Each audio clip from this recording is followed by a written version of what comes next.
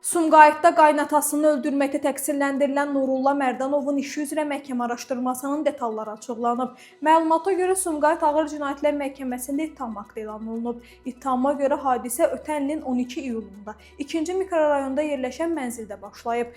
Arvadına xəyanət ittihamı zəminində yaranan mübahisə zamanı Nurulla Mərdanov qadına zor tətbiq edib, ona yüngül xəsarətlər yetirib. Bundan xəbər tutan qaynatası Arif Bağıyev gecə saat 3 radələrində Heydər prospekti yaxınlığında onunla görüşüb.